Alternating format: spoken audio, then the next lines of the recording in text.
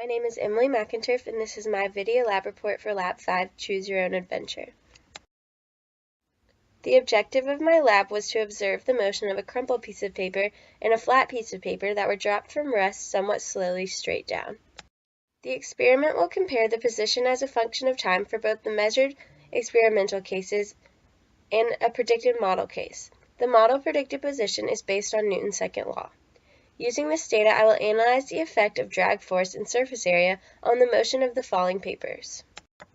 The main result was that the flat paper fell at a rate 3 times that of the crumpled paper due to greater surface area and, in turn, higher drag force. The physics principle applicable to this lab is Newton's second law, which is used to predict the motion of the falling papers. When an object is dropped, we must account for the two main forces acting on the object: weight force, or the force of gravity on the object, and drag force, which accounts for the air resistance pushing up on the object. We account for these forces using the equations shown. This is the video of the crumpled ball of paper. As you can see, the ball moves down the negative y-axis. I used Tracker to obtain the y position of the paper ball as a function of time. This is the data obtained from Tracker for the crumpled ball of paper. It took 0.602 seconds for the paper to hit the ground after being dropped from rest. The paper fell 1.665 meters with an average velocity of 2.87 meters per second. This is the video of me dropping the flat sheet of paper in Tracker.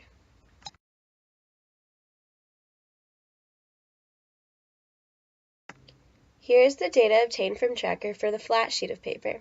It took 1.868 seconds for the paper to hit the ground after being dropped from rest, 3 times the time it took for the ball of paper to fall. The paper fell with an average velocity of 0.903 meters per second. After analyzing the videos in Tracker, I plugged the observed data into Python code to make a computational model in VIDLE. I first entered the initial conditions for the system, such as paper mass, initial position, and initial velocity. I then chose a time step of 0.001 seconds and set values for the gravitational and drag force constants. Next, we use a while loop that iterates until the end of the video. We use Newton's second law equation discussed before to update the velocity at each time step. We then use the position equation to predict the new position of the paper.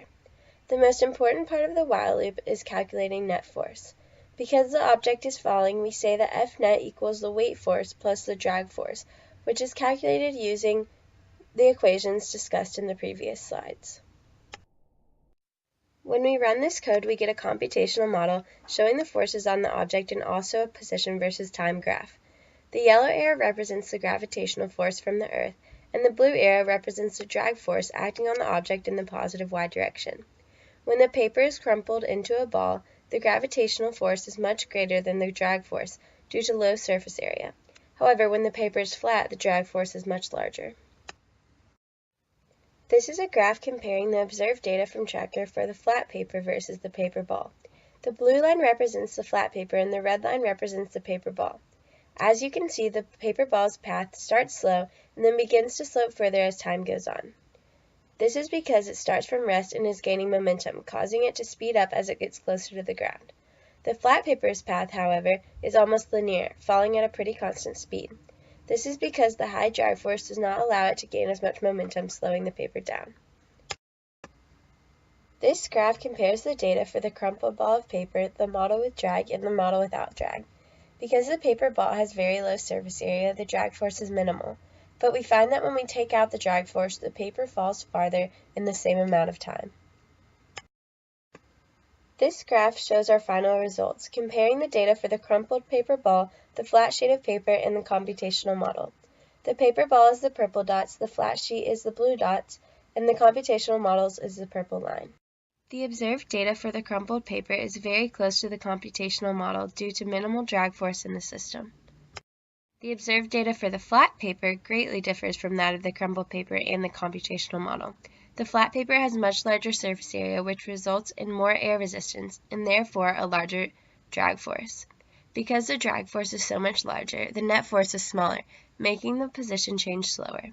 As a result, the flat paper falls at a much slower rate than that of the crumpled paper. It takes the crumpled paper 0.602 seconds to fall to the ground, while it takes the flat paper 1.868 seconds, more than 3 times the crumpled paper fall time, to fall the same distance.